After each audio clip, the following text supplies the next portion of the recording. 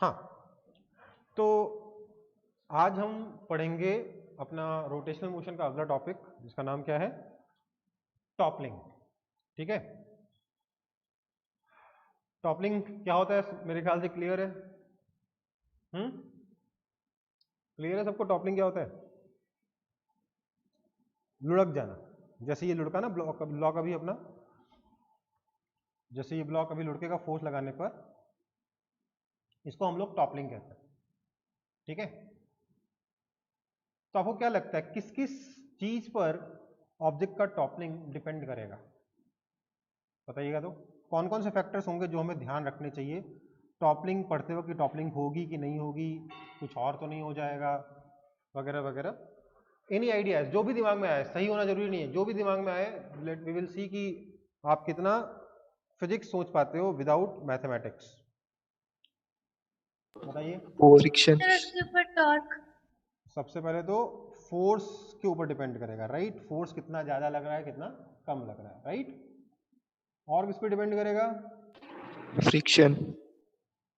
Friction पे depend करेगा, लेकिन ये कैसे डिपेंड करेगा इसके बारे में बाद में चर्चा करेंगे हम। और किस चीज पे डिपेंड करेगा? Direction of force. Direction of force. ठीक है, फोर्स लिखा, डायरेक्शन ऑफ फोर्स आ गया। मैं लिखूंगा height of point of application of force. इस पे डिपेंड करेगा कि नहीं करेगा? Yes sir.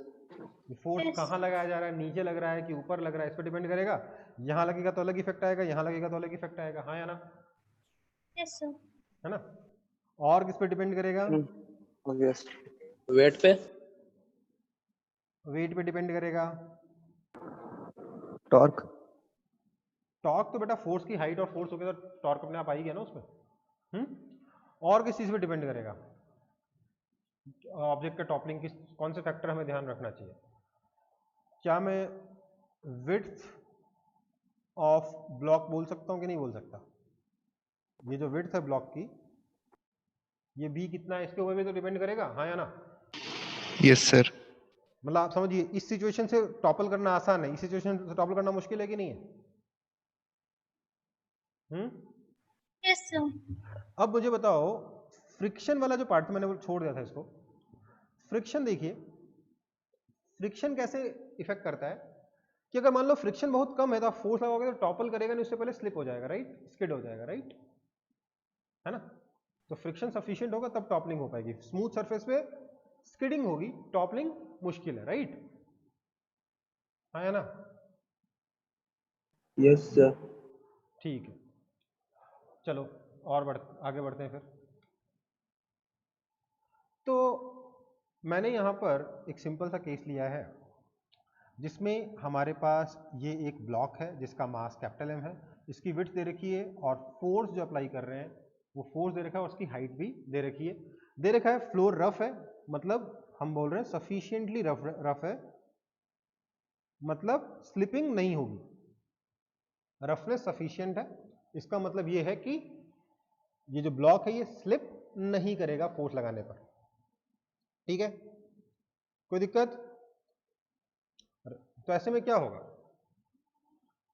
ऐसे में क्या होगा, कोई मुझे बताएगा?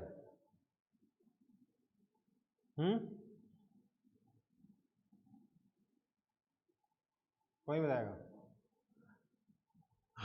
मुझे एक चीज बताओ, इसके ऊपर फोर्स क्या क्या लगेंगे? क्या मैं कह सकता हूं इसके ऊपर एक फोर्स तो सेंटर पे लगेगा? मैं मान रहा हूं यूनिफॉर्म ब्लॉक है तो सेंटर ऑफ मास सेंटर पे है, वेट। तो सेंटर पे लगेगा एक डाउनवर्ड डायरेक्शन में फोर्स। कौन सा फोर्स होगा ये? ग्रेविटेशनल फोर्स होगा, mg, है ना? तो सेंटर पे डाउनवर्ड डायरेक्शन फोर्स लगा mg, और मैं मान रहा हूं सफिशिएंटली रफ है सरफेस, मतलब ये ब्लॉक स्लाइड नहीं करेगा। स्लाइड करने से कौन रोकेगा? Friction force small F. ठीक है, और कोई फोर्स होगा क्या यहाँ पे? नॉर्मल। नॉर्मल फोर्स होगा। चलो एक काम करते हैं, नॉर्मल फोर्स में थोड़ा सा एक चीज देखते हैं। मैं मान रहा हूं कि नॉर्मल फोर्स यहां लगा, लेट्स से, तो ये ऑब्जेक्ट स्लाइड नहीं कर रहा, मतलब एक्सेलरेट नहीं कर रहा, है ना। अगर ये ऑब्जेक्ट एक्सेलरेट नहीं कर रहा तो मैं सबसे पहले तो लिखूंगा वाई डायरेक्शन में normal minus M G is equal to 0, this implies normal has to be equal to M ji.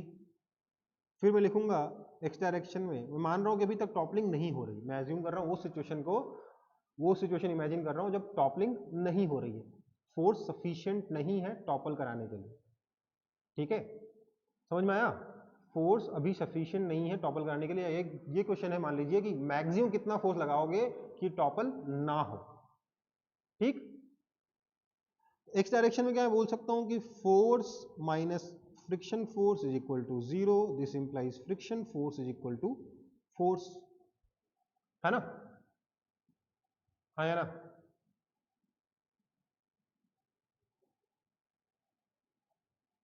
Yes, sir. तो ये इक्वेशंस देखकर क्या मेरा ऑब्जेक्ट इक्विलिब्रियम में आ गया या नहीं आया अभी तक? नेट आ फोर्स गया।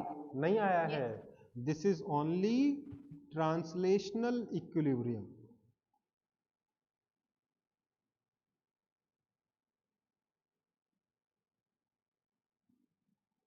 ठीक है, ये सिर्फ ट्रांसलेशनल इक्विलिब्रियम है, अभी ये कंप्लीट इक्विलिब्रियम नहीं है, ठीक है बेटा। तो इसको कंप्लीट इक्विलिब्रियम पे कैसे लाएं?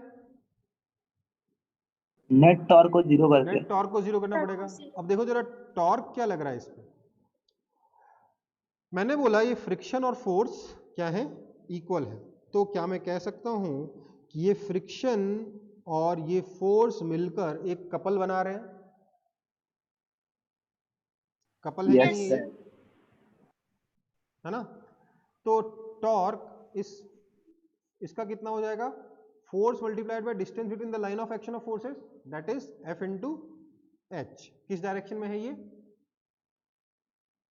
ये अंदर की तरफ है ना, हाँ है ना। Yes, sir. Yes, sir. Normal और mg भी कपल है, फ्रिक्शन और फोर्स मिलके कपल है, और नॉर्मल और mg भी कपल है क्योंकि दोनों इक्वल एंड अपोजिट है। बट इसका टॉर्क कितना है, 0। तो नेट टॉर्क 0 हो सकता है क्या, ये तो नहीं हो सकता, मतलब हमारा ऑब्जेक्ट कभी इक्विलिब्रियम में नहीं रह ही नहीं सकता, मतलब मैं हल्का सा टच भी कर दूंगा तो ये टॉपल कर जाएगा, ऐसा होता है क्या? No sir. नहीं ना, नहीं। No, sir. ऐसा तो नहीं होता कि टच करते ही टॉपल हो जाए, थोड़ा तो फोर्स लगाना पड़ता है तब तो टॉपल होगा। तो ये इक्वेशन हमें बता रही नहीं, आपने जरा सा भी फोर्स लगा दिया तो आपका ट्रांसलेशनल इक्विलिब्रियम तो आ सकता है पर रोटेशनल इक्विलिब्रियम आ ही नहीं सकता, इसलिए ऑब्जेक्ट टॉपल करेगा ही करेगा। ये तो गलत है ना, डेफिनेटली गलत है। ऐसा तो है नहीं कि हम इक्वेशन में जो मन में आए वो मान लेंगे, हमारे पास रियल लाइफ का कुछ तो एक्सपीरियंस है ना, कि ऐसा नहीं होता कि ऑब्जेक्ट को छूते ही टॉपल कर जाए, कुछ धक्का लगाना पड़ता है, हाँ या ना। Yes. तो ये जो फोर्स मैंने लगाया है, ये फोर्स अगर जरा सा हुआ, ठीक है, उससे टॉपलिंग नहीं होगी, टॉपलिंग करने के लिए फोर्स को थोड़ा बढ़ाना पड़ेगा, ज्यादा फोर्स लगाना पड़ेगा, राइट, है ना।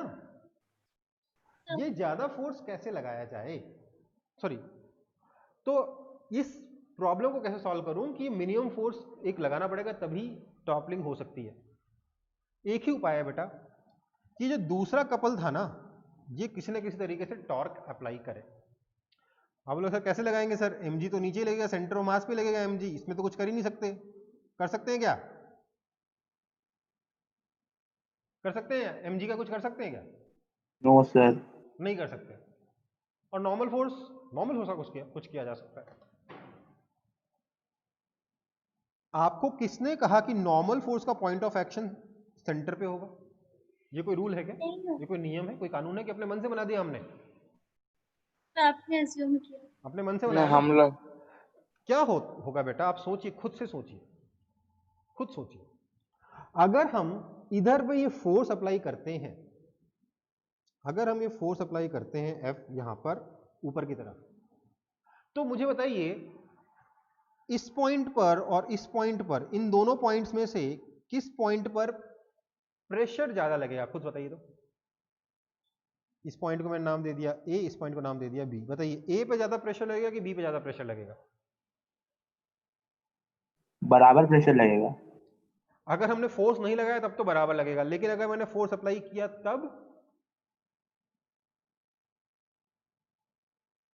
मान लो ये टॉपल करने को एकदम तैयार है, तो क्या होगा? सर बी पे ज्यादा ज्यादा लगेगा। प्रेशर। बी पे ज्यादा प्रेशर लगेगा ना। आप देखो जरा, जब मैंने यहां पे फोर्स लगाया था तो क्या हुआ था? यही हुआ था ना कुछ, हाँ या ना? हाँ यहां क्या हुआ था? सिर्फ ये वाला पॉइंट कांटेक्ट में रहा था, ये वाला पॉइंट तो उठ गया हवा में। मतलब यहां पे प्रेशर ज्यादा है और यहां पे प्रेशर अपने आप रिड्यूस होते होते जीरो हो जाएगा जब टॉपलिंग शुरू होगी तो, right? Yes yes sir. Sir. मतलब ये हुआ कि जो आपका प्रेशर होगा, मैं यहां पे वो लाइन ड्रॉ कर दे रहा हूं, ये ए है ये बी है, फोर्स कुछ ऐसे होगा, इधर कम लगेगा इधर ज्यादा लगेगा,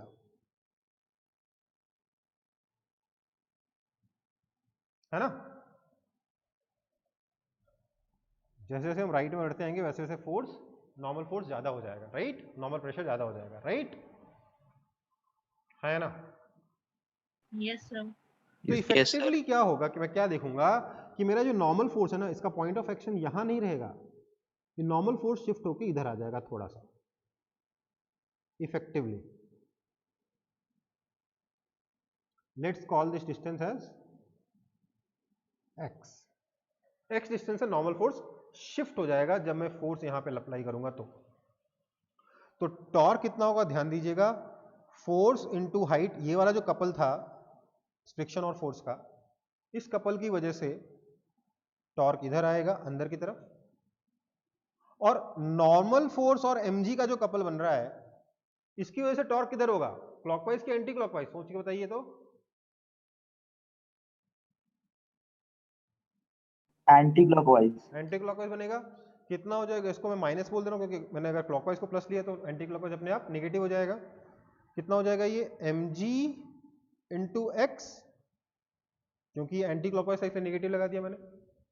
ऐसा रूल नहीं है कि क्लॉकवाइज पॉजिटिव होता है एंटी क्लॉकवाइज नेगेटिव होता है, मैंने बस कन्वेंशन ले लिया है कि let's say clockwise torque positive है, एंटी क्लॉकवाइज टॉर्क नेगेटिव है, ठीक है? वैसे क्लॉकवाइज एंटी क्लॉकवाइज तो होता नहीं है, अंदर वाला टॉर्क पॉजिटिव ले लिया, बाहर वाला टॉर्क नेगेटिव ले लिया, ठीक है? And this torque has to be equal to zero, हाँ या ना? हाँ या ना? Yes sir. दिस इंप्लाइज, क्या मैं लिख सकता हूं कि x is equal to F H by M ji.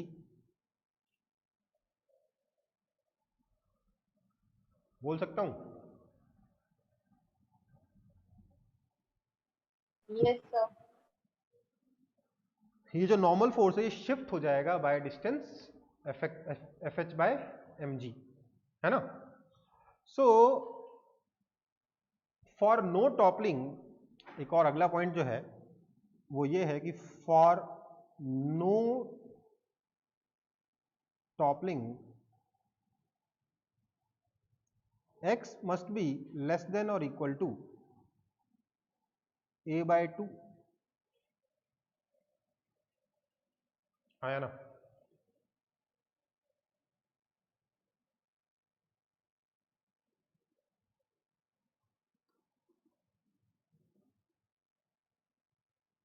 Yes sir. क्यों? क्योंकि अगर x a by 2 से बड़ा हो गया तो नॉर्मल फोर्स यहाँ हवा में लगेगा, किसके ऊपर लग रहा है नॉर्मल फोर्स? समझ में आई बात? ये नॉर्मल फोर्स शिफ्ट होते होते होते होते अगर इस पॉइंट बी से आगे निकल जाएगा तो वो पॉसिबल है क्या प्रैक्टिकली? ये तो सिर्फ थ्योरेटिकली कुछ भी थोड़ा ना लिख देंगे जो फॉर्मूले से आ जाएगा, जो इक्वेशन से आ जाएगा। तो इसलिए हमारा जो ये जो x है, this x has to be less than equal to a by 2। This implies f h by mg is less than equal to a by 2, which implies f is less than equal to mga upon 2h। इससे कम force apply करोगे तब तो topple नहीं होगा। Toppling के लिए minimum mgA/2h force apply करना होगा। समझ में आया? मिनिमम फोर्स फॉर टॉपलिंग क्या हो गया? mgA/2h।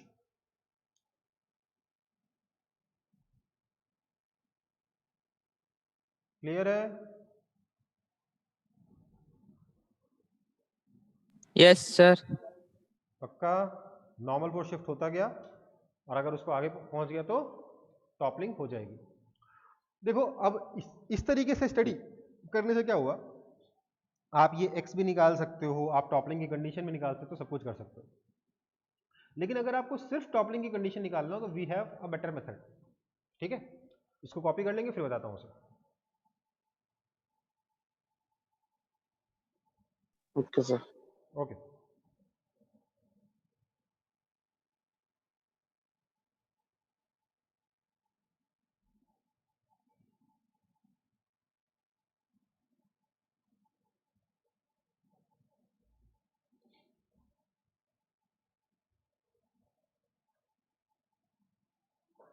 कॉपी हो गया।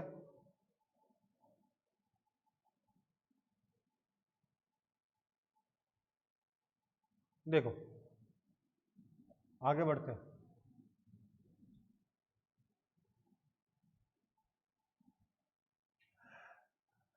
सोचिए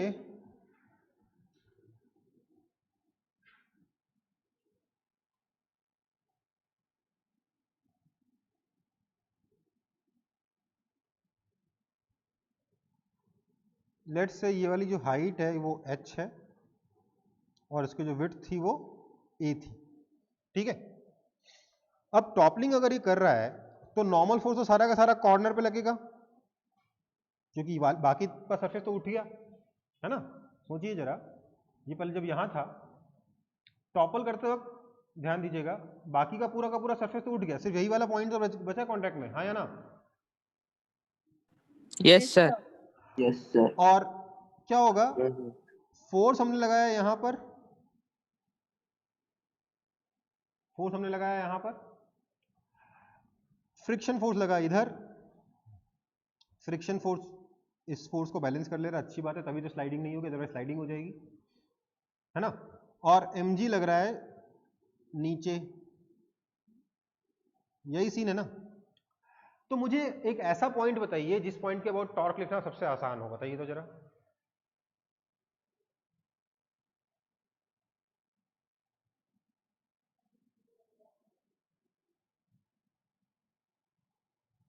मैं बोल रहा हूं ये वाला पॉइंट, इस पॉइंट के अबाउट टॉर्क लिखना सबसे आसान है कि नहीं है? क्यों? ना तो नॉर्मल का टॉर्क है ना फ्रिक्शन का टॉर्क है, टॉर्क किसका है? सिर्फ और सिर्फ फोर्स का और mg का, हाँ या ना? Yes. तो yes sir. For toppling torque of force about B must be greater than torque of mg about B। B के अबाउट अगर फोर्स का टॉर्क mg के टॉर्क को एक्सीड कर जाएगा तो टॉपलिंग हो जाएगी। This implies F into H must be greater than mg into A by 2। This implies F is greater than mg A upon 2h। ये इजी है ना?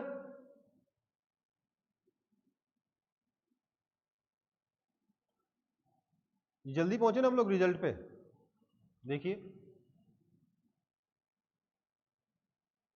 यहां पे तो ये था mg upon 2h, no toppling के लिए लेस देन इक्वल टू होना चाहिए और टॉपलिंग के लिए ग्रेटर देन होना चाहिए, राइट?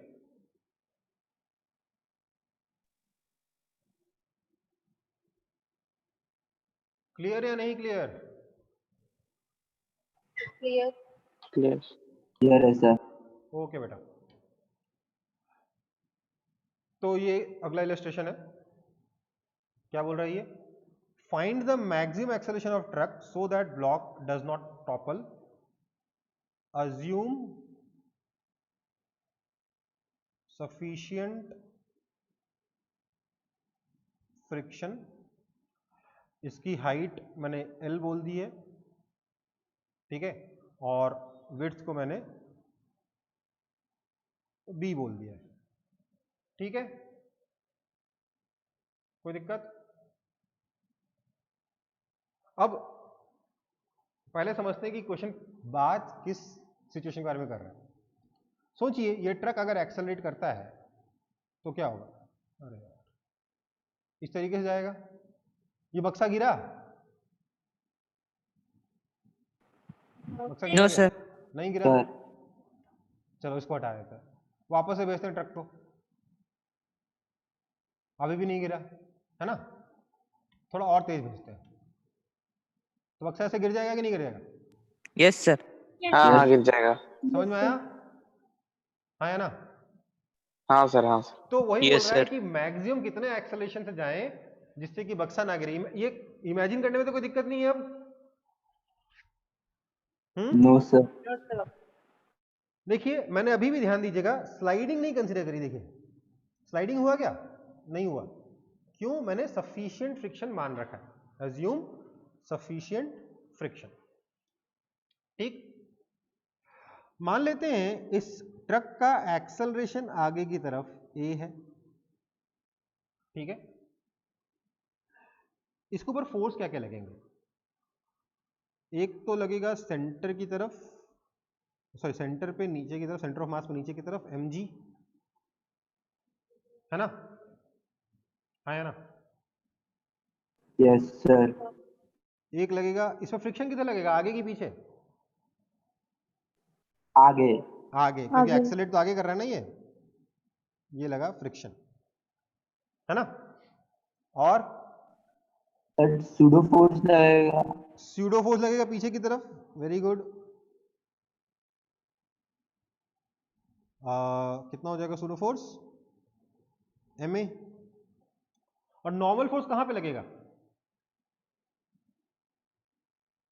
अगर वैसे तो अगर एक्सेलरेशन कम हुआ तो यहां से थोड़ा थोड़ा शिफ्ट होता जाएगा, लेकिन टॉपलिंग वाले केस में, टॉपलिंग के लिमिटिंग सिचुएशन में कहां लगेगा? कॉर्नर पे लगेगा कि नहीं लगेगा? हाँ या ना? Yes sir. इस कॉर्नर को मैंने नाम दे दिया पॉइंट ए, और मैंने कहा कि torque about point A is equal to, ध्यान दीजिएगा, M A into L by two. ये किस डायरेक्शन में है? पीछे की तरफ घुमा रहा है, क्योंकि फ्रिक्शन और नॉर्मल का टॉर्क तो बचा नहीं, बचा क्या? सिर्फ सूडो फोर्स का और mg का, है ना? हाँ या ना? बोलो यार। Yes, sir. यस और सर। mg का टॉर्क उल्टी तरफ आएगा, minus b bye two into mg, है ना?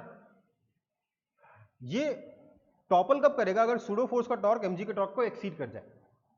फॉर टॉपलिंग, टॉपलिंग के लिए क्या होना चाहिए? This M A into L by two must be greater than B by two into M G. M two cancel हो गए, this implies A is greater than B into G by L. ठीक है, अगर ये acceleration B G by L से बड़ा हुआ तब तो ये टॉपल करेगा, अदरवाइज टॉपल नहीं करेगा। This is a minimum, sorry maximum acceleration to avoid toppling. समझ में आया कि नहीं आया? Yes sir. सिमिलरली अगर एक ट्रक तेज चलते चलते ब्रेक लगाते तो डब्बा किधर गिरेगा? आगे की तरफ गिरेगा, है ना? Yes, sir. उसमें आपको क्वेश्चन बनाया जा सकता है कि आगे एक दीवार है, इसकी स्पीड इतनी है, बताओ अगर ये ट्रक दीवार से टकराने से बचना चाहता है तो डब्बे को बचा पाएगा कि नहीं बचा पाएगा? तो आपको डिस्टेंस दे रखा होगा, इनिशियल वेलोसिटी दे रखी होगा, आप रिटार्डेशन लगा निकाल पाएंगे? Yes, sir. रिटार्डेशन का यूज करके आप टॉपलिंग निकाल पाएंगे कि हो पाएगी कि नहीं, होगी कि नहीं होगी? अगर वो रिटार्डेशन इससे बड़ा हुआ तब तो टॉपल होगा, नहीं तो टॉपल नहीं होगा, राइट? हाँ या ना? Yes. टॉपलिंग क्लियर है ना, कि कोई कंफ्यूजन है इसमें? अब देखो यहां पर ध्यान दीजिएगा बेटा, B बाय L इंपॉर्टेंट हो गया, मतलब विड्थ बाय हाइट। जबकि हम लोगों ने जब यहां फैक्टर्स देखे थे तो हमने सिर्फ height of point of application देखा था, डब्बे का हाइट नहीं कंसीडर किया था। क्या था क्या?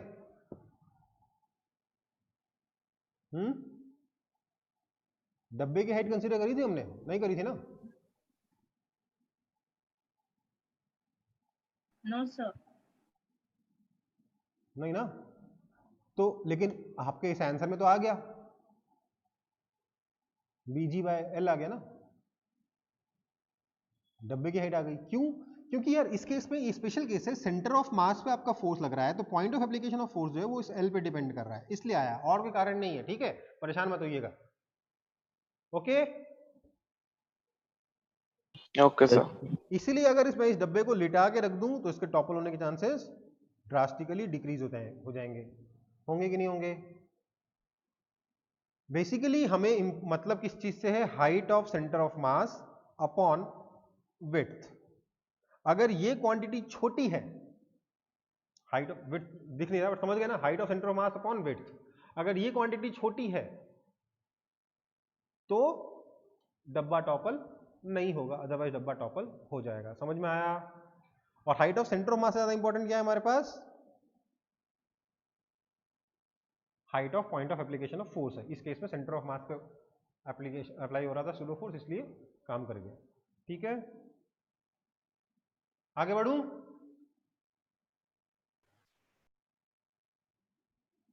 Yes, sir. Yes, sir. Okay, yes sir. चलो गिरा है डब्बे को, फिर चलेंगे। बूम।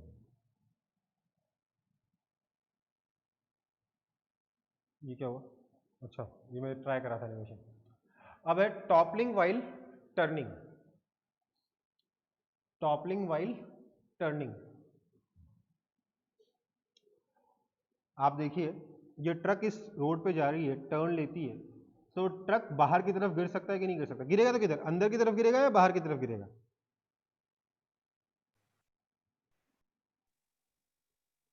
मतलब ये ट्रक अगर टर्न करते हुए गिरा तो राइट साइड में गिरेगा कि लेफ्ट साइड में?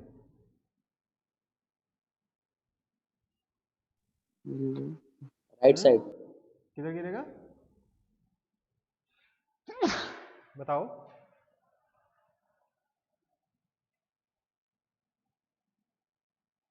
अरे यार इसके लिए फिजिक्स लगाने की जरूरत नहीं है। इमेजिन करो ट्रक चला रहे हो, खूब तेजी से टर्न किया, किधर गिरोगे? राइट की लेफ्ट? राइट राइट राइट में गिरोगे? Right.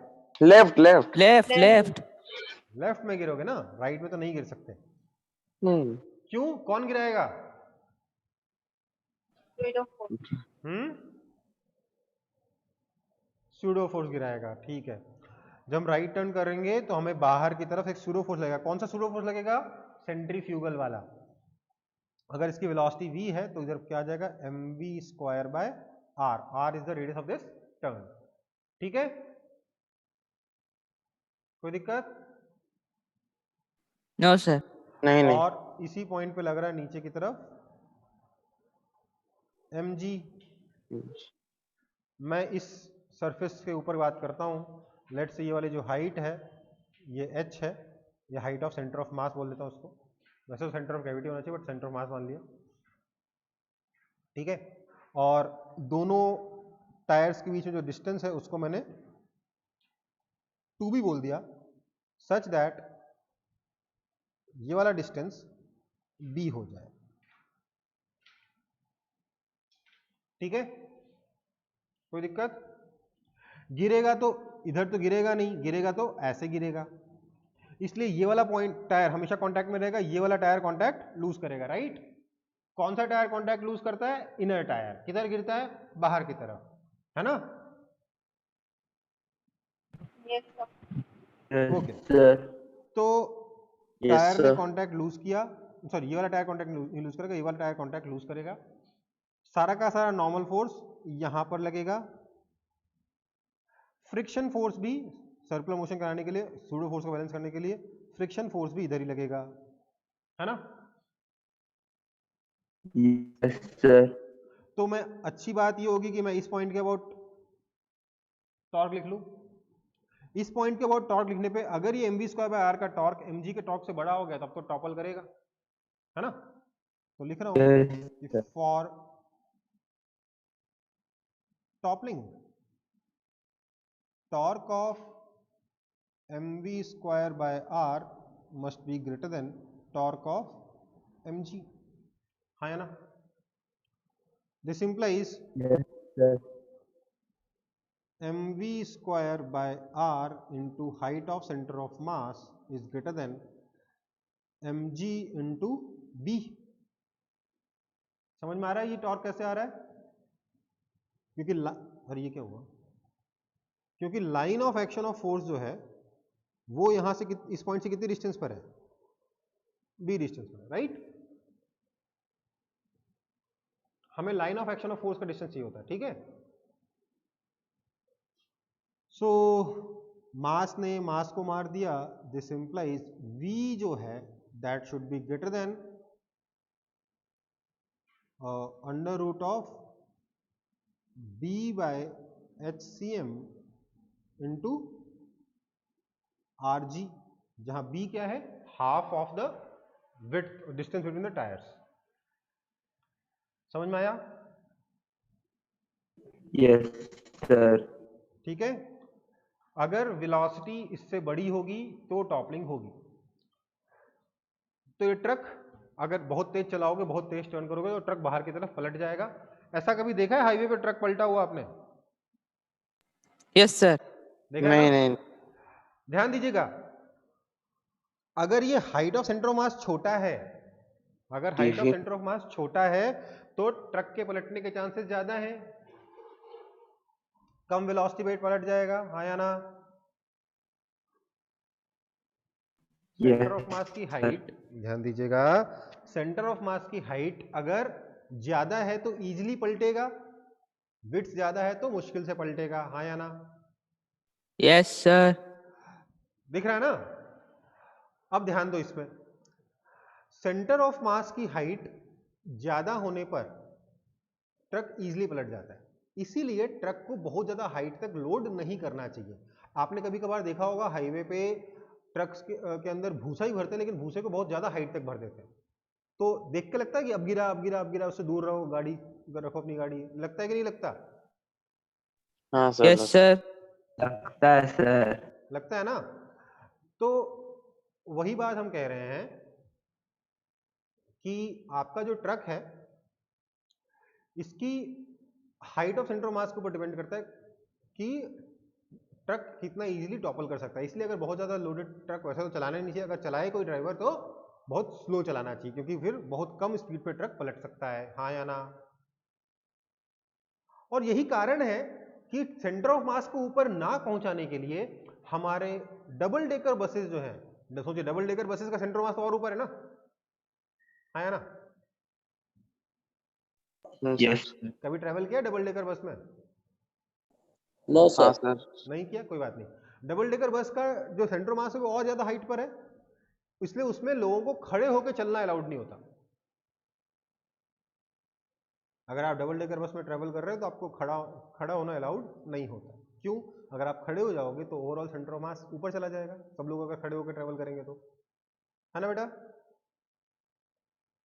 Yes Yes, sir. और सेंटर ऑफ मास अगर ऊपर चला गया तो बहुत कम स्पीड पे, आपका पहले ही सेंटर ऑफ मास ऊपर था और ऊपर पहुंचा दिया आपने खड़े होके, तो पलटने के चांसेस बढ़ जाएंगे कि नहीं बढ़ेंगे? बहुत बढ़िया Yes. बढ़ जाएंगे सर। तो इसलिए हम चाहते हैं सेंटर ऑफ मास ऊपर ना जाए ज्यादा।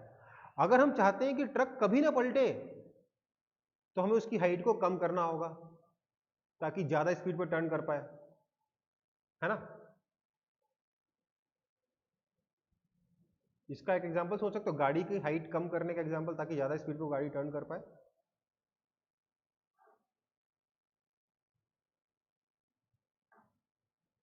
नहीं नहीं बोल सकते? सुना है कभी F1 race?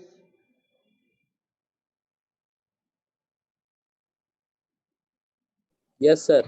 Yes, F1 sir. Race की जो गाड़ी होती है वो कैसी होती है, उसकी हाइट एकदम नीचे होती कि नहीं होती? Yes, Yes. sir. ड्राइवर के Yes, पास sir. पैर मोड़ने की तक की जगह नहीं होती ठीक से, इतनी नीचे हाइट बैठाते हैं उसको। क्यों? ताकि ये हाइट जो B जो है, सॉरी ये जो हाइट HCM जो है, इसको रिड्यूस किया जाए और टॉपलिंग के चांसेस को रिड्यूस किया जाए। इसलिए तो गाड़ियाँ, वो कार्स इतनी हाई स्पीड पे 200 kilometre per hour, 300 kilometre per hour, 350 kilometre per hour की स्पीड पे भी टॉपल नहीं करती। समझ में आ रहा है? Yes, sir. वो कार्स इतनी ज्यादा हाई स्पीड पे भी टॉपल नहीं करती हैं। क्यों नहीं करती? क्योंकि सेंटर ऑफ मास की हाइट बहुत कम होती है। तो वो क्या करती हैं? बहुत ज्यादा, फिर भी आपने देखा होगा कभी कभार उसका एक्सीडेंट, तो कभी टॉपल होते देखा क्या उसको? टॉपल तो नहीं होती, कुछ और जरूर हो सकता है। क्या होता है उसके साथ? स्किड कर सकती है। वो स्किड हो जाती है ना? है ना? है ना? Yes, Yes, sir. sir. हाँ Yes, सर। और sir. स्किडिंग क्या होना चाहिए? अगर फ्रिक्शन सफिशिएंट नहीं होगा तो स्किडिंग हो जाएगी। इसको मैं वी टॉपलिंग कर देता हूं। इस मिनिमम स्पीड इतनी होगी जिससे कि टॉपल होगा। वी स्किडिंग क्या है? वो स्पीड जहां पे mv²/r जो है वो ग्रेटर देन म्यू mg बन जाए। हाँ या ना? Yes, sir. तो m तो फिर से कैंसिल हो गया। This implies v must be greater than under root of mu R G. ये हो गया v स्किडिंग। स्किडिंग के लिए वेलोसिटी इससे बड़ी होनी चाहिए और टॉपलिंग के लिए वेलोसिटी इससे बड़ी होनी चाहिए, राइट? है ना? Yes, sir. नाउ कुछ गाड़ियां टॉपल करती हैं, कुछ गाड़ियां स्किड करती हैं। कैसे डिसाइड होगा? तो if v toppling is less than v skidding, then we will have toppling, and if v toppling is greater than v skidding, we will have skidding. हाँ या ना? मान लेते हैं हमने इन फॉर्मुलों से निकाला कि टॉपल करने के लिए 200 किलोमीटर पर आवर की स्पीड चाहिए और स्किड करने के लिए 100 किलोमीटर पर आवर की स्पीड चाहिए। अब बताइए गाड़ी टॉपल करेगी कि स्किड करेगी? Skid करेगी. स्किड कर जाएगी, क्योंकि स्पीड बढ़ाते बढ़ाते जैसे ही 100 पहुंचोगे स्किड कर जाएगी, राइट? टॉपल करने का मौका ही नहीं मिलेगा उसे। वहीं अगर कोई गाड़ी ऐसी हो जिसकी स्किडिंग की स्पीड 50 हो, सॉरी टॉपलिंग की स्पीड 50 हो और स्किडिंग की स्पीड 100 हो, तो वो गाड़ी क्या करेगी? Topple करेगी. टॉपल कर जाएगी। समझ में आया?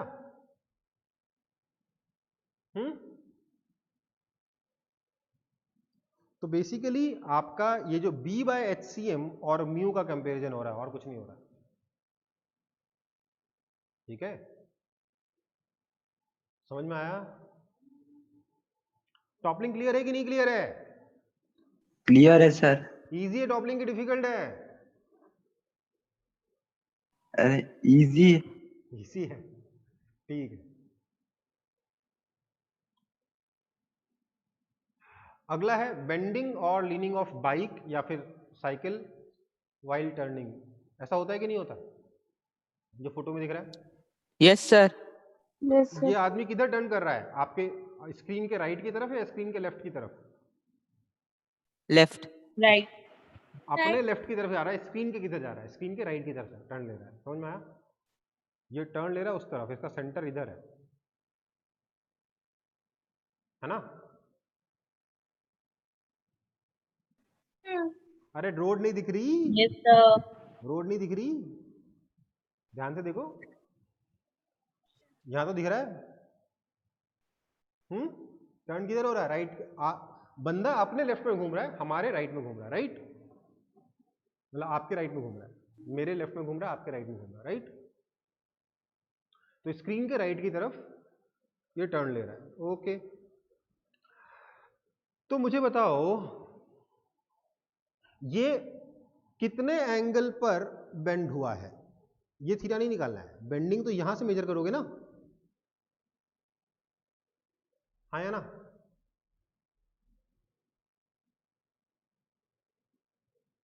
नहीं समझ में आया? Yes, yes. हम्म Yes, sir. दिख तो नहीं रहा होगा, मैं लिख देता हूं ठीक से। वाइट कलर से। बेंडिंग तो आप वर्टिकल लाइन से मेजर करोगे ना कि हॉरिजॉन्टल लाइन से मेजर कर लोगे? वर्टिकल से। वर्टिकल से मेजर करोगे ना। कितने एंगल पे ये कितना एंगल से बेंड हो मुझे ये निकालना है, ये थीटा कितना है ये मुझे निकालना है, अगर इसकी बारे में सफिशिएंट इंफॉर्मेशन मुझे दे रखी हो तो। समझ में आया क्वेश्चन? Yes sir. देखो भैया, यस सर। तो हम क्या करेंगे इसके लिए, हम बोलेंगे लेट्स से ये हमारा रेसर है या साइकिलिस्ट है, साइकिल भी झुका सकते हो, जो ऐसे थीटा एंगल पे झुक गया है, यहां पर इसका सेंटर ऑफ मास है, ठीक है, यहां पर सेंटर ऑफ मास है, ये इधर की तरफ टर्न ले रहा है इसलिए यहां पे फ्रिक्शन लग रहा होगा, है ना, हाँ है ना, इधर लग रहा होगा सेंट्रीफ्यूगल फोर्स, सूडो फोर्स कह लो, ठीक है। इसके अलावा यहीं पर इसका mg लग रहा होगा और यहां पर नॉर्मल फोर्स लग रहा होगा, राइट, यही सीन है ना? Yes sir. Now at equilibrium मतलब जितने एंगल पे ये बैलेंस करके टर्न ले पाएगा उस एंगल पे क्या होगा, टॉर्क ऑफ इस पॉइंट ए के अबाउट, टॉर्क ऑफ ए के अबाउट क्यों लिख रहा हूं, क्योंकि ए के अबाउट ना तो मुझे नॉर्मल का टॉर्क लिखना होगा ना फ्रिक्शन का टॉर्क लिखना होगा, तो torque of centrifugal force is equal to torque of mg, है ना,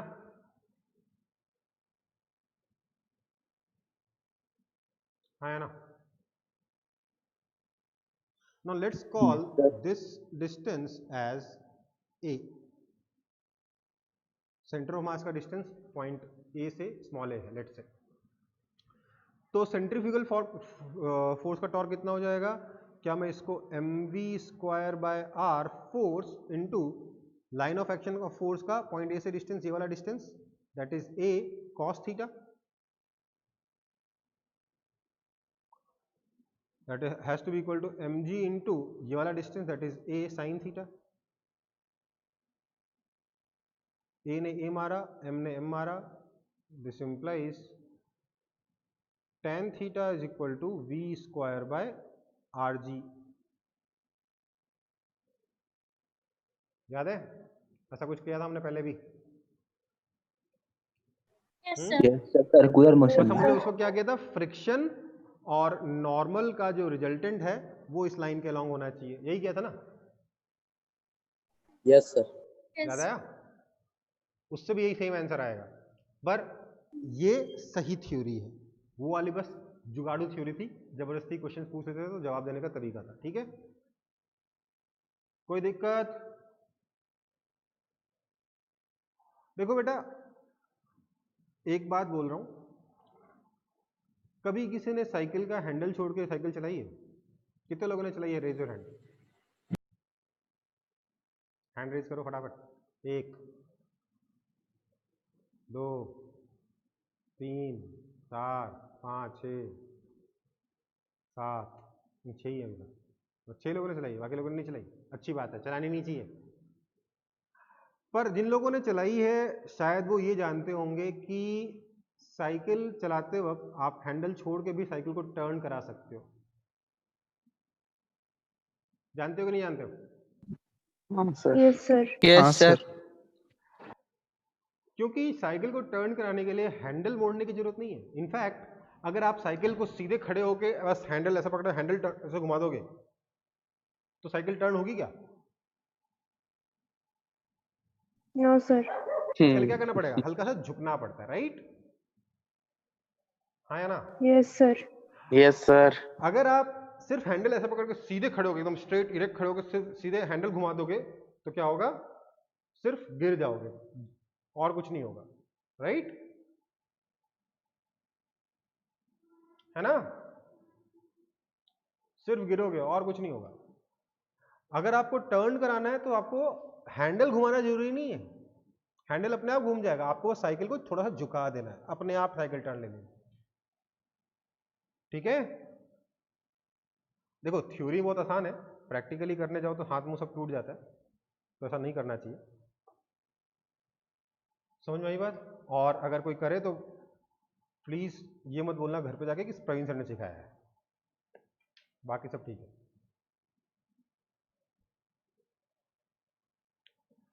ओके, आगे बढ़े? Yes, sir. ठीक है, तो हमारा पहला पोर्शन इस चैप्टर का जो मोमेंट ऑफ इनर्शिया था वो खत्म कर लिया। अब हम लोगों ने प्योर रोटेशनल मोशन भी इस चैप्टर में खत्म कर लिया। अब हमें पढ़ना है कंबाइंड ट्रांसलेशन एंड रोटेशन। ये क्या होता है, मैंने पढ़ाया था ना पहले, क्या होता है कंबाइंड ट्रांसलेशन एंड रोटेशन में? क्या होता है?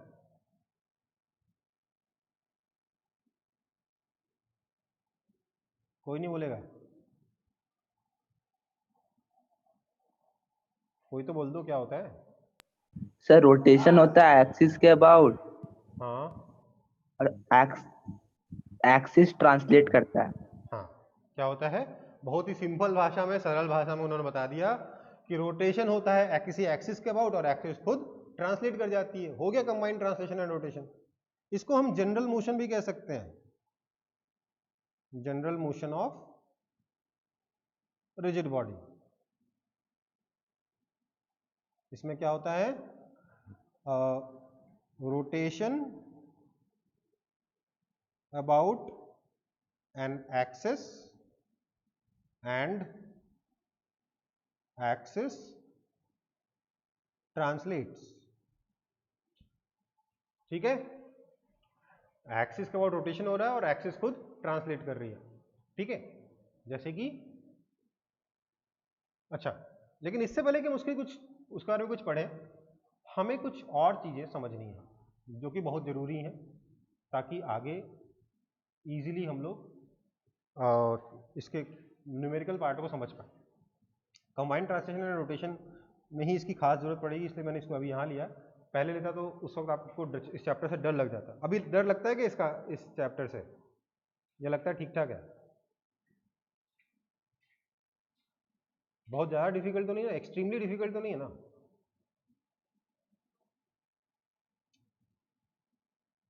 चलो कोई नहीं, जवाब नहीं देना मत दो।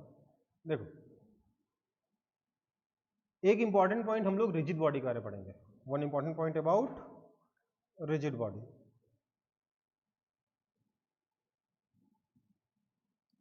मैंने यहाँ पे आपके सामने एक ऑब्जेक्ट लिया है जो कि इस एक्सिस के अबाउट, जो आपके स्क्रीन के प्लेन के नॉर्मल है, उसके अबाउट ये ऑब्जेक्ट रोटेट कर रहा है। ट्रांसलेट भी कर सकता है बट रोटेट कर रहा है, मैंने इस एक्सिस का रोटेशन लिया ऐसे। ठीक है, अब मैंने क्या किया, इस के ऊपर एक पॉइंट लिया है, लेट से ए। ठीक है, ये घूम रहा है लेट से एंगुलर वेलोसिटी ओमेगा से। मैंने मान लिया कि पॉइंट ए जो है वो इस एक्सिस से आर ए वेक्टर पर है। ठीक है, सिमिलरली मैंने एक और पॉइंट लिया बी जो कि आर बी वेक्टर पर है। ठीक है, समझ में आई बात?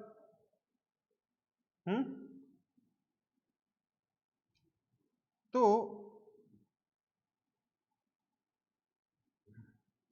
क्या हुआ,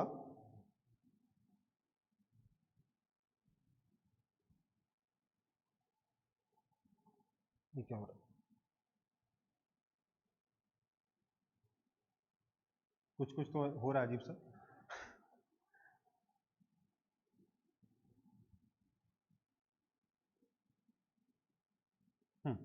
चलो, ये रहा आर ए वेक्टर, ये रहा पॉइंट ए, ये रहा आर बी वेक्टर, ये रहा पॉइंट बी।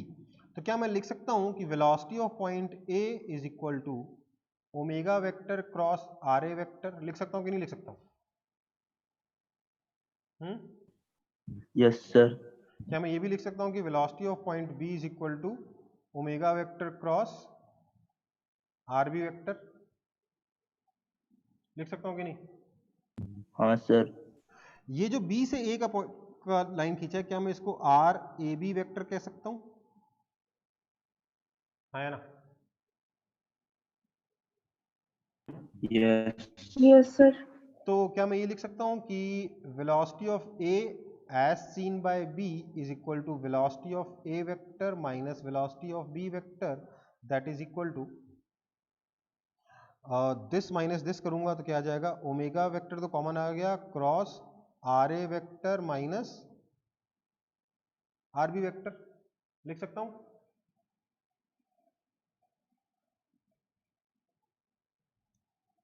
इसको मैं omega vector cross R A B vector भी बोल सकता हूं, है ना?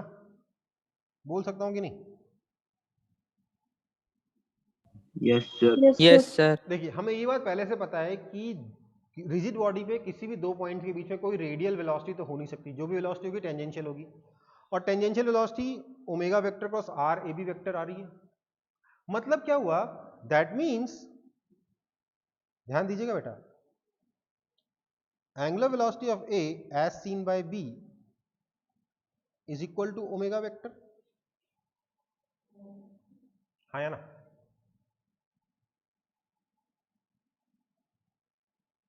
Sir zero. जीरो कहां बेटा? आप ऐसे समझ लीजिए, जो लिखा हुआ है उसको थोड़ा सा गड़बड़ा गया है। देखो, इसमें दिख रहा होगा आपको, आर ए और आर बी दोनों सेम टाइम में एक चक्कर कंप्लीट किए कि नहीं?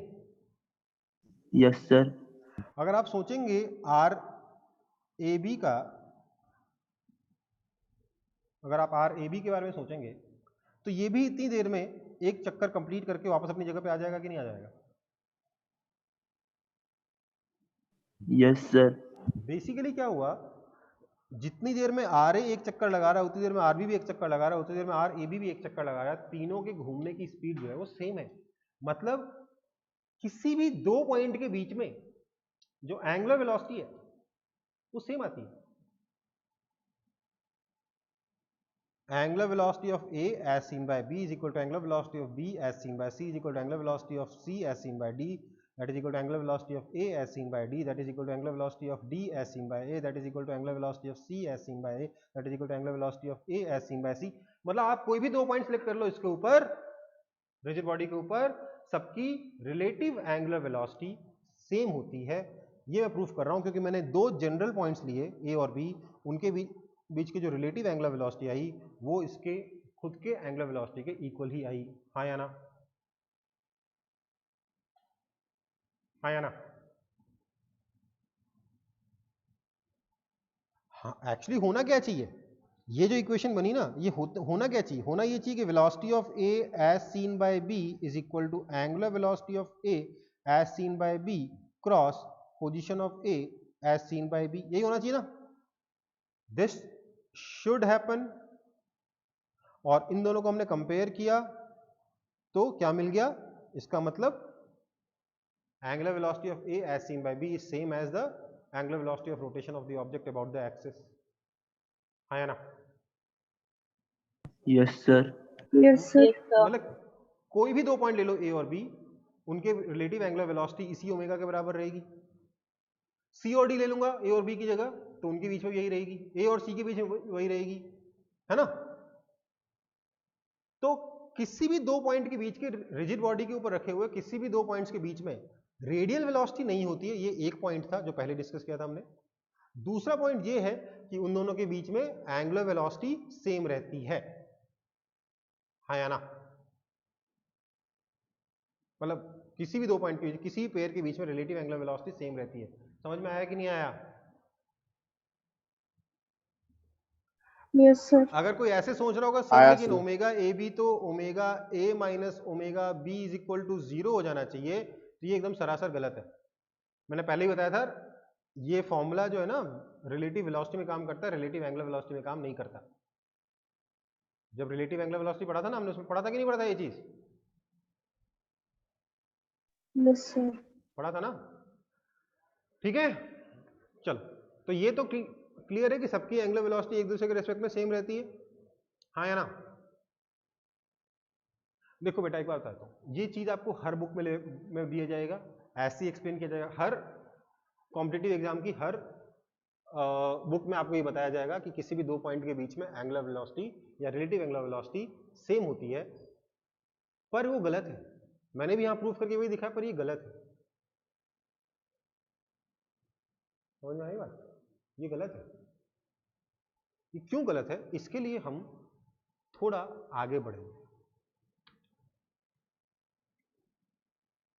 यहां पर ये हमने एक डिस्क नहीं सिलेंडर कंसीडर किया है, जो कि एंगुलर वेलोसिटी ओमेगा से ऐसे घूम रहा है। अब मैंने इसके ऊपर एक पॉइंट ये लिया, एक पॉइंट ये लिया, ठीक है। अगर डिस्क घूमेगा, सॉरी सिलेंडर घूमेगा, तो ये दोनों पॉइंट्स भी घूमेंगे कि नहीं घूमेंगे? हाँ या ना? हाँ सर। ऐसे? हाँ या ना?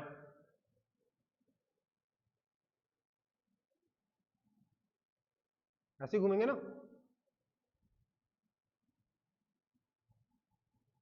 दिख रहा है कि नहीं दिख रहा आप लोगों को? इमेजिन कर पा रहे हो कि नहीं? Yes sir. कर पा रहे हो? डिस्क के साथ ही ऐसे ही घूमेंगे। अब सोचिए, ये रहा मेरा पॉइंट, लेट से ए, दिख रहा है आप लोगों को? ये रहा पॉइंट बी, ठीक है। Position of B as seen, sorry position of A as seen by B, ये रहा, this is position of A as seen by B, है ना? हाँ या ना? Yes sir. और Yes, जब ये sir. घूम रहा था तो at any point of time ये पोजीशन तो वैसी की वैसी रही, ये आर ए बी तो मूव ही नहीं किया, किया क्या? नहीं किया। नहीं किया ना। मतलब कि क्लियरली मैं कह सकता हूं कि angular velocity of A as seen by B is equal to 0, which is definitely not equal to omega. हाँ या ना? कह सकता हूं कि नहीं?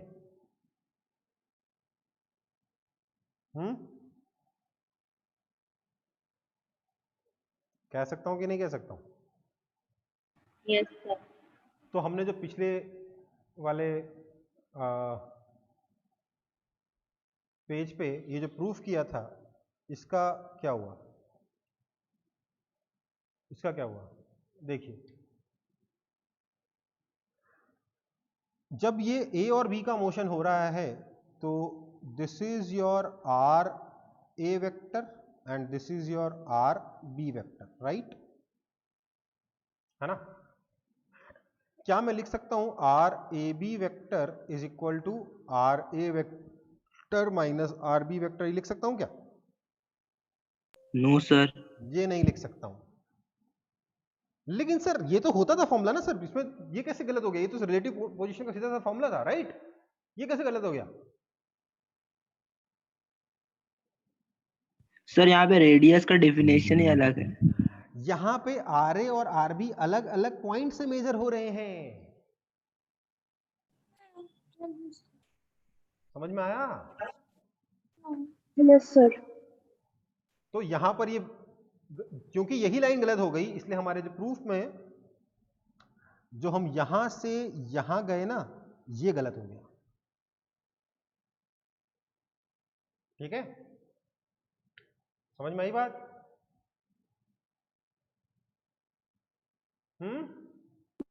Yes, sir. ये फिर भी ये रिजल्ट बहुत काम का है बेटा, जो मैंने यहां बोला ना कि किसी भी दो पॉइंट के बीच ओमेगा सेम रहता है, फिर भी रिजल्ट बहुत काम का है, क्योंकि ये एक स्पेसिफिक केस में बहुत अच्छा काम करता है। कौन सा केस है वो? जब वो पॉइंट, जो दोनों पॉइंट्स थे, वो एक प्लेन ऑफ रोटेशन में लाई करें, तब उन दोनों का मतलब प्लेन ऑफ रोटेशन कोइंसाइड कर जाता है। मतलब ए जिस एक सर्कल में रोटेट कर रहा है, बी भी एक सर्कल में रोटेट कर रहा है, अगर ये दोनों प्लेन सेम है, दोनों के रोटेशन का प्लेन अगर सेम हो जाए, तब ये चीज काम करती है। दो नहीं, ऐसे 50 पॉइंट ले लीजिए जिनका प्लेन ऑफ रोटेशन सेम है, तो उनके बीच में रिलेटिव एंगुलर वेलोसिटी सेम रहेगी। समझ में आया? मतलब आप एक्सिस के वो जो पॉइंट्स है वो एक्सिस के परपेंडिकुलर एक प्लेन में लाई करने चाहिए। ठीक है, यहां क्या हुआ, एक्सिस का परपेंडिकुलर प्लेन ए के लिए ये वाला है और बी के लिए ये वाला है, दोनों अलग अलग प्लेन में लाई करके ना, है ना। For omega A B is equal to omega A and B must lie in same plane normal to axis। तो अगर हम ऐसे पॉइंट सेलेक्ट करें जो एक्सिस के नॉर्मल प्लेन में सेम प्लेन में लाई करें, मतलब एक्सिस के नॉर्मल बहुत सारे प्लेन हो सकते हैं, उनमें से सेम प्लेन में अगर पॉइंट्स लाई करें तो उनके बीच की जो रिलेटिव एंगुलर वेलोसिटी होगी वो रोटेशन के एंगुलर वेलोसिटी के इक्वल होगी। ये थोड़ा सा एक डिफिकल्ट पॉइंट था बेटा, जो मैं शुरुआत में आपको नहीं बताया, क्योंकि मुझे पता है सारी बुक्स में गलत दे रखा है, हर एक बुक में गलत दे रखा है, किसी भी बुक में सही नहीं दिया आपको। मतलब कोई भी बुक जो आप जेई के लिए फॉलो करते हो उसमें से एक भी बुक में ये कॉन्सेप्ट सही नहीं दे रखा है, क्योंकि क्वेश्चन सॉल्विंग में क्या है ना, इस कंडीशन को देखने की ज़्यादा जरूरत पड़ती ही नहीं है, बस सबकी रिलेटिव एंगुलर वेलोसिटी सेम होती है ये मान के काम हो जाता है। और मैं आपको क्लेरिफाई करना चाहता था कि ऐसा जरूरी नहीं है, क्योंकि अगर कभी गलती से क्वेश्चन आ जाए तो दिक्कत नहीं होनी चाहिए, इसलिए मैंने आपको ये बता दिया। ठीक है, उसके लिए पॉइंट्स क्या होने चाहिए, सारे के सारे ऐसे प्लेन में लाई करने चाहिए जो कि एक्सिस के नॉर्मल है, मतलब उन पॉइंट से पास होने वाला प्लेन एक्सिस का नॉर्मल होना चाहिए। ठीक है, जिस भी तरीके से बोल लो, जिस भी तरीके से समझ में आ जाए वो ठीक है। ठीक है बेटा,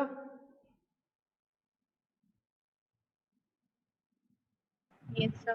क्लियर है? लेकिन इस चीज को हम लोग यूज करेंगे कि रिलेटिव एंगुलर वेलोसिटी दो पॉइंट्स के बीच में इक्वल होती है, खासतौर से कब, अगर उन कोई ऐसा प्लेन जो एक्सिस से पास होता है वो उन दोनों पॉइंट्स को कंटेन करे तो, सर एक्सिस के नॉर्मल है वो दोनों पॉइंट्स को कंटेन करे तो। ठीक है, चलो ये वाला पॉइंट कवर हो गया। तो अब हम वापस आते हैं काइनेटिक्स ऑफ, मतलब general motion of rigid body या फिर combined translation and rotation of rigid body पे आ जाते हैं। ये मैंने एक रिजिड बॉडी ले रखी है, मैंने इनफैक्ट रिजिड बॉडी के एक प्लेन कंसीडर किया है जो रिजिड बॉडी के एक्सिस के नॉर्मल है, उन पॉइंट्स को कंसीडर किया जो एक ही प्लेन पे लाई करते हैं। ठीक है, तो काइनेटिक्स, अरे ये क्या हुआ, इसमें मेरे को कुछ और चेंजेस करने थे जो मैंने किए नहीं है, कोई बात नहीं। मान लेते हैं ये मेरे पास एक पॉइंट है ए, ये मेरे पास एक पॉइंट है बी। अगर जनरल मोशन के बारे में बात करें तो इसके बारे में एक चीज समझ लीजिएगा काइनेटिक्स में, कि क्या क्या लिखना था, कुछ छूट ना जाए, एक बार देख लेता हूं।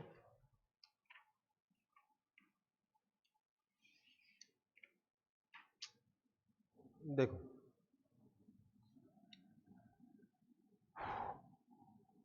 velocity of A as seen by B is equal to omega vector cross R A B vector है, खास तौर से तब अगर वो दोनों पॉइंट्स एक्सिस के परपेंडिकुलर प्लेन में लाई करते हैं ए और बी, है ना। मान लेते हैं एंगुलर वेलोसिटी ओमेगा से घूम रहा है और ये वेलोसिटी वी से साथ ही साथ ट्रेवल भी कर रहा है, मतलब एक्सिस भी ट्रांसलेट भी कर रहा है, एक्सिस ट्रांसलेट कर रहा है वेलोसिटी वी से और घूम रहा है एक्सिस का ऑब्जेक्ट एंगुलर वेलोसिटी ओमेगा से। तो उस केस में भी ये चीज वैलिड रहेगी, velocity of A as seen by B is equal to omega vector cross R A B vector। A और B के बीच में क्यों, अगर मैं यहाँ पर एक पॉइंट C मान लूँ तो ये भी बोल सकता हूँ कि velocity of A as seen by C is equal to omega vector cross R A vector। कह सकता हूँ कि नहीं कह सकता? Yes, sir. This implies velocity of A vector minus velocity of C vector is equal to omega vector cross R A vector।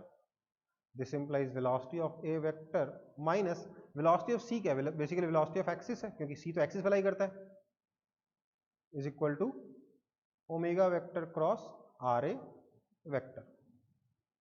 कोई दिक्कत? So we will have velocity of A is equal to simply velocity of axis plus omega vector cross RA vector. ठीक है, समझ में आई बात?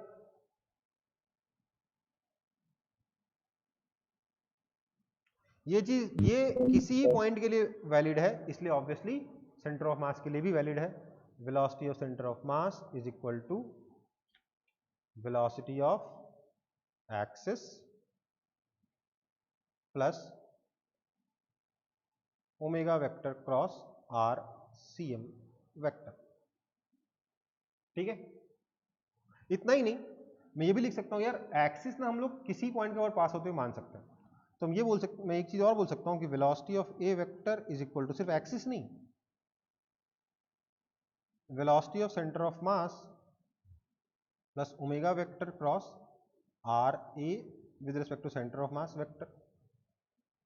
यहां से आ सकता हूं कि नहीं आ सकता हूं? मान लेते पॉइंट बी जो है, let's say B is centre of mass, तो यहां से यहां पहुंच जाऊंगा. है ना?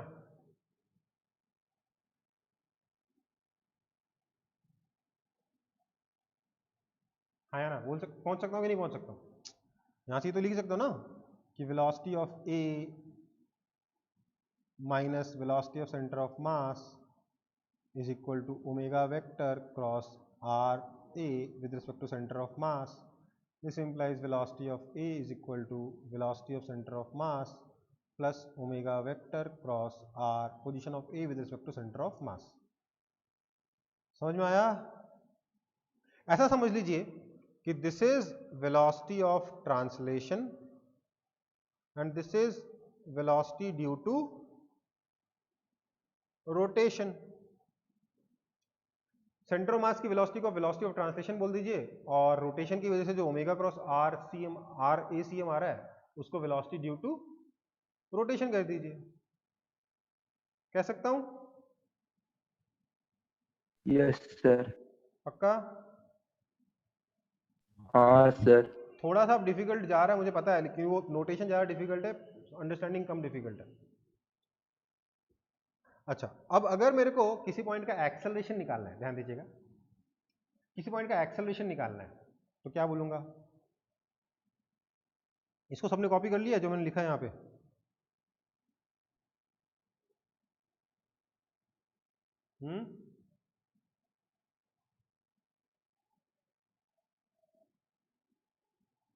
नहीं लिखा? लिखा है कि नहीं लिखा? लिखा Yes, तो sir. लिख लिया? ओके, तो मैं एक बार इसको रब कर दे रहा हूं.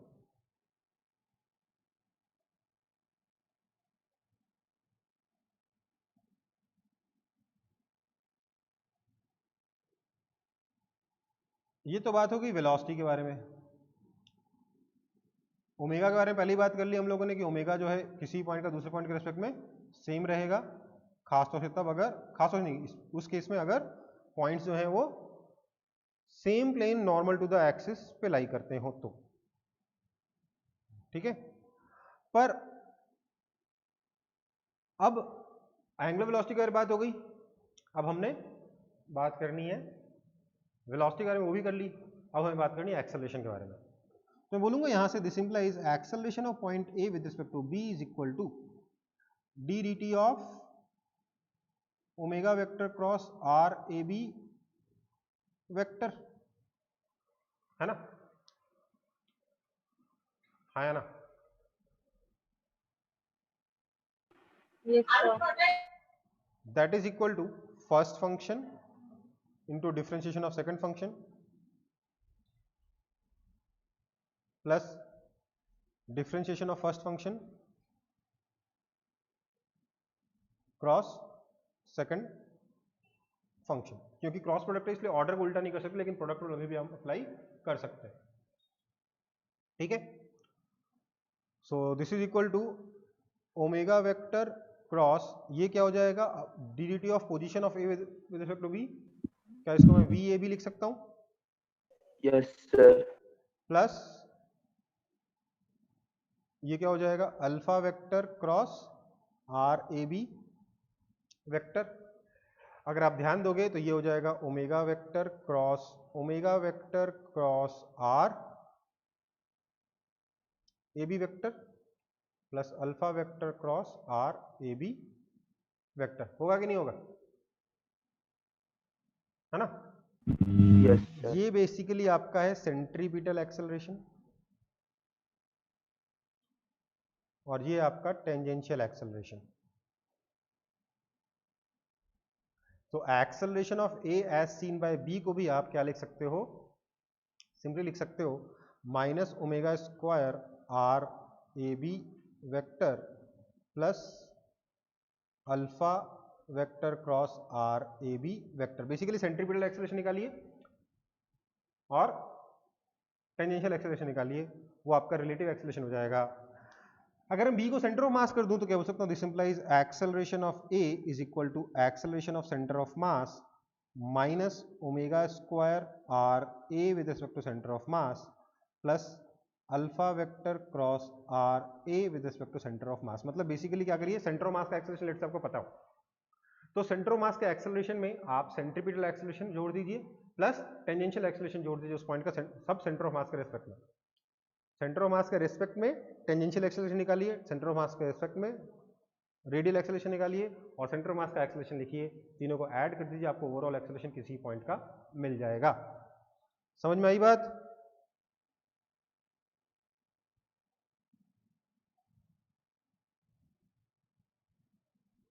आपको जरूरी नहीं है सेंटर ऑफ मास के लिए करिए, आप किसी भी और पॉइंट का जिसका एक्सेलरेशन आपको मालूम हो उसके लिए भी आप ये चीज यूज कर सकते हो। किसी पॉइंट का एक्सेलरेशन अगर आपको पता हो, जनरली हमें सेंटर ऑफ मास का एक्सेलरेशन इजीली निकल जाता है, इसलिए मैंने सेंटर ऑफ मास के रिस्पेक्ट में बात की है। किसी और पॉइंट का अगर एक्सेलरेशन पता हो तो आप उस पॉइंट का भी यूज कर सकते हो इस आंसर को निकालने के लिए। समझ में आया कि नहीं?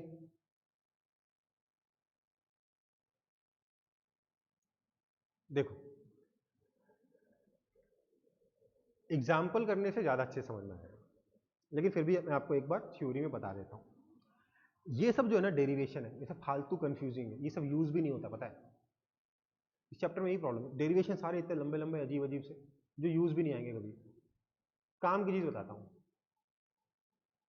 किसी भी एक पॉइंट का अगर आपको एक्सेलरेशन निकालना है, किसी भी पॉइंट का एक जनरल मोशन के दौरान, तो क्या काम करो, कोई ऐसा पॉइंट ढूंढो जिसका एक्सेलरेशन आपको पता हो। जनरली सेंटर ऑफ मास का एक्सेलरेशन पता होता है, जनरली, मैं ये नहीं कर रहा हूं हमेशा, बट जनरली पता होता है या निकालना आसान होता है। तो किसी भी एक पॉइंट का आप एक्सेलरेशन निकालिए, किसी भी एक पॉइंट। अब उसके रेस्पेक्ट में दूसरे पॉइंट का एक्सेलरेशन निकालिए। कैसे निकालेंगे?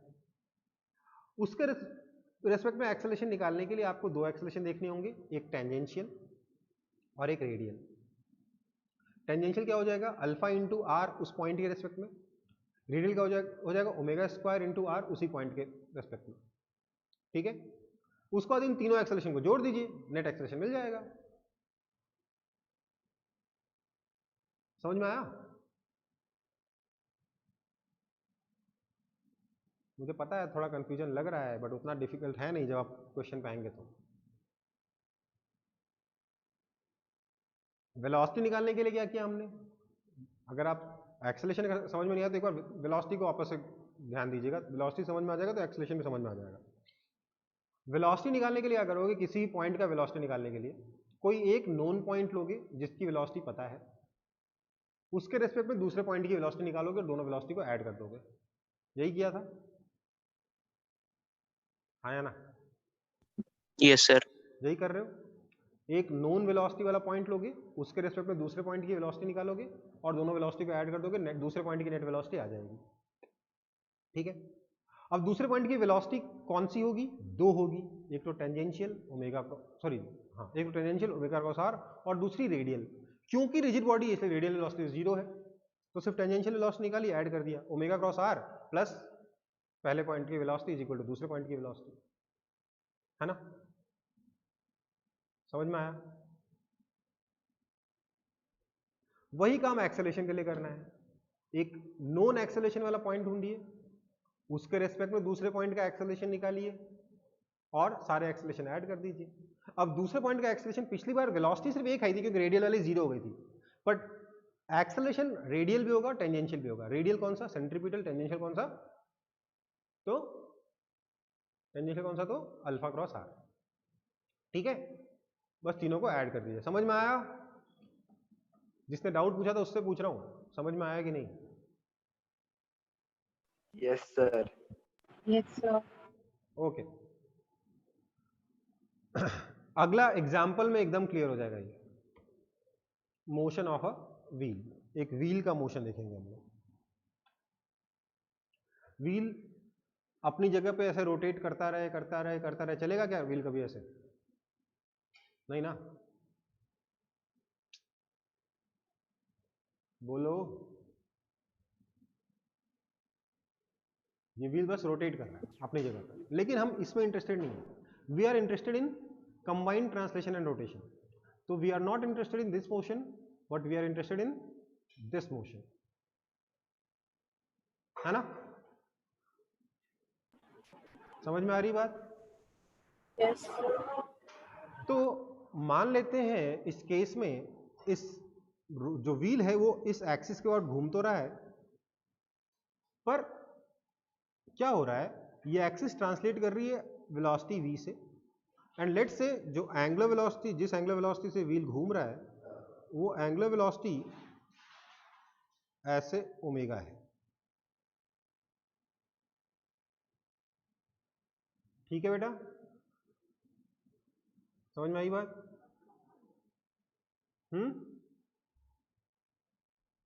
समझ में आया कि नहीं? Yes, sir. तो ये जो टॉप मोस्ट पॉइंट है इसकी वेलोसिटी क्या होगी?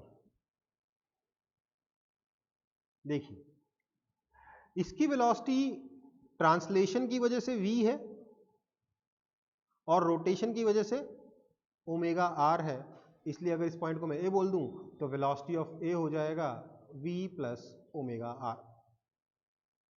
समझ में आया?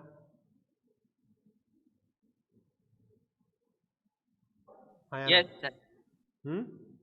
पक्का? Yes, sir. ये जो पॉइंट B है, अगर मैं इस पॉइंट B के बारे में बात करूं तो B की वेलोसिटी कितनी हो जाएगी? ध्यान दीजिएगा, इसकी वेलोसिटी v प्लस इसके रेस्पेक्ट में वेलोसिटी पीछे की तरफ ओमेगा r। हाँ या ना? Yes. तो Yes, sir. Velocity of v कितनी हो जाएगी? कोई मुझे बताएगा? v माइनस ओमेगा r होगी कि नहीं?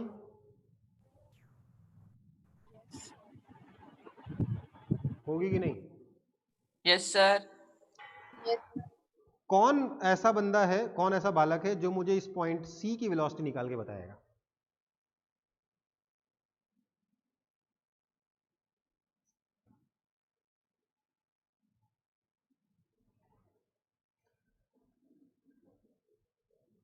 ऐसा कौन बालक है जो मुझे पॉइंट C की वेलोसिटी निकाल के दिखाएगा? जल्दी बताइए।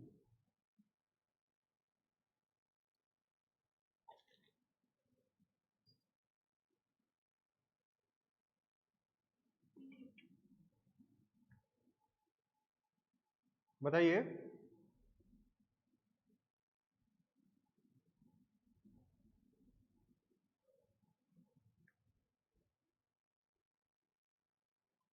ओमेगा आर माइनस भी नहीं होगा बेटा। देखिए,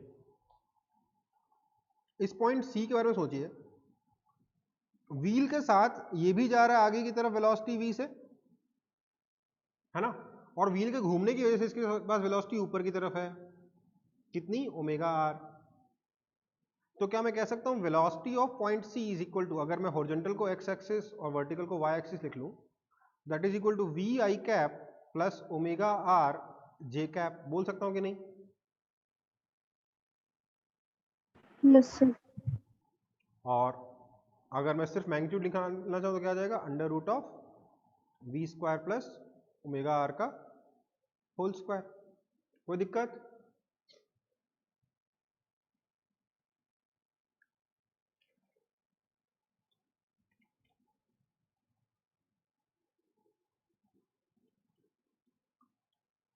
समझ में आया कि नहीं आया? Yes. इस पॉइंट की वेलोसिटी d की वेलोसिटी कौन बताएगा मेरे को? P I cap minus omega R J. V I cap minus omega R J cap, और इसका मैग्नीट्यूड कितना हो जाएगा? Same PC. Under root of V square plus omega R का whole square, same as C, है ना? कोई दिक्कत? तो टॉप मोस्ट पॉइंट पे क्या हुआ? वेलोसिटी ऐड हो गई, बॉटम मोस्ट पॉइंट पे सब्ट्रैक्ट हो गई, और इधर तो 9 मतलब वेलोसिटी देखा जाए तो हर केस में ऐड हुई है, ट्रांसलेशन की और रोटेशन की, राइट? पर वेक्टर था इसलिए ऊपर ऐड हो गया, नीचे सब्ट्रैक्ट हो गया, साइड्स में 90 डिग्री का एंगल पे ऐड हुआ, तो इसलिए under root of A square plus B square हो गया, राइट? अब मुझे बताओ जल्दी से, ये एंगल थीटा पर जो पॉइंट है, ये एंगल थीटा, इस पॉइंट की वेलोसिटी, इस पॉइंट ई की वेलोसिटी क्या होगी?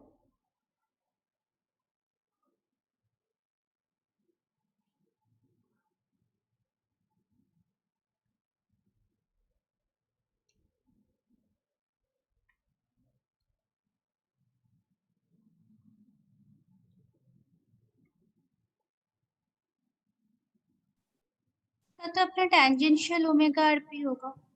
हाँ, इसके लिए क्या होगा देखो, इसके बाद भी ट्रांसलेशन की वजह से इधर v और रोटेशन की वजह से इधर ओमेगा आर।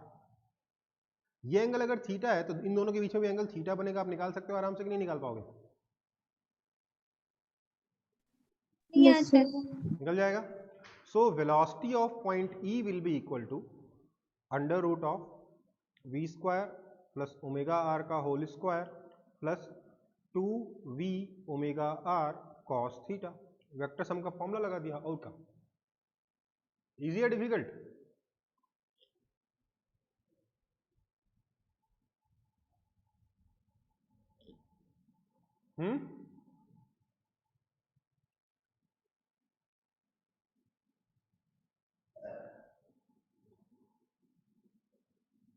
इजी या डिफिकल्ट है?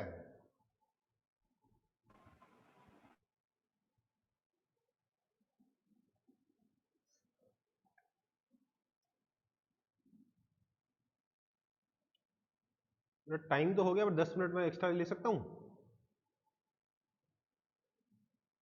जो एक्सेलरेशन Yes. आप लोगों को कंफ्यूजन हो रहा था वो भी क्लियर हो जाएगा तुरंत। ले लूं? ओके, तो वेलोसिटी तो क्लियर है ना, इजी है ना? अब देखो, आपको बोला गया इस एग्जांपल में कि find the acceleration of the top most point of the wheel if angular velocity is omega and uniform linear velocity is v। Linear velocity किसकी? सेंटर की। लीनियर वेलोसिटी v है और एंगुलर वेलोसिटी ओमेगा है। मेरे को top most point की velocity का acceleration निकालना है। ठीक है बेटा, कोई दिक्कत? तो सेंटर को मैंने बोल दिया o, इस पॉइंट को मैंने बोल दिया a। मैं बोलूंगा acceleration of a as seen from o is simply, क्या होता है? दो चीजें हैं इसमें। क्या क्या? एक टेंजेंशियल एक्सेलरेशन और एक रेडियल एक्सेलरेशन। क्योंकि एंगुलर वेलोसिटी ओमेगा कांस्टेंट है, मतलब लिखा नहीं है angular velocity is omega, uniform linear velocity is v। Angular velocity constant लिखा नहीं है, बट मान लिया कांस्टेंट ओमेगा। क्योंकि एंगुलर वेलोसिटी ओमेगा कांस्टेंट है, इसलिए इस पॉइंट ए का कोई टेंजेंशियल एक्सेलरेशन नहीं होगा। ठीक है, सिर्फ कौन सा एक्सेलरेशन होगा? Radial acceleration, that is equal to omega square R, किस डायरेक्शन में? माइनस जे कैप डायरेक्शन में, रेडियल वाला। हाँ या ना? हाँ या ना? Yes, sir. This implies acceleration of A minus acceleration of O is equal to minus omega square r j cap. Now acceleration of O कितना है? 0 है कि नहीं है? क्यों? क्योंकि दे रखा है यूनिफॉर्म लीनियर वेलोसिटी v।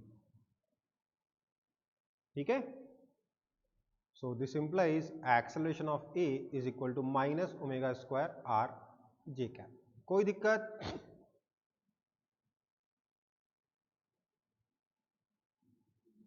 कोई दिक्कत?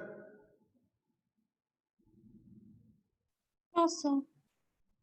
अब बोला जाए नहीं, ये तो आसान हो गया बेटा, एक और चीज बताओ। नहीं, solve if A and alpha are applied, मतलब बोला कि ये व्हील का जो सेंटर सिर्फ वेलोसिटी, कौन सा वेलोसिटी वी से नहीं जा रहा, साथ साथ एक्सेलरेशन ए भी है और इधर एंगुलर एक्सेलरेशन अल्फा भी। ठीक है, समझ में आई बात? कोई दिक्कत? तो क्या करेंगे, हम बोलेंगे acceleration of A as seen by O. O क्यों लिखा? क्योंकि ओ का एक्सेलरेशन मुझे पता है ए है, जिस पॉइंट का एक्सेलरेशन पता हो उसी के रेफरेंस में बात करेंगे। तो acceleration of A as seen by O is equal to क्या हो जाएगा? इसके बाद अब दो एक्सेलरेशन है, क्योंकि अल्फा आ गया तो एक टेंजेंशियल एक्सेलरेशन हो जाएगा अल्फा आर, और ओमेगा तो पहले से था ही था, इसलिए नीचे की तरफ आ गया omega square R, right? So this is equal to alpha R I cap minus omega square R J cap. कोई दिक्कत?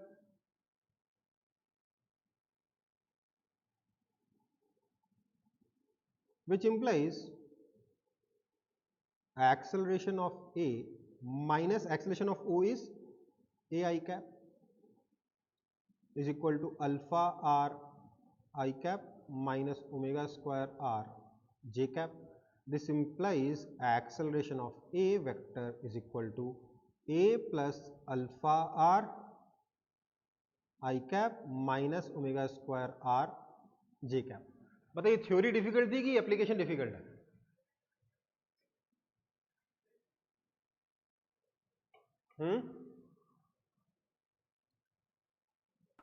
Theory.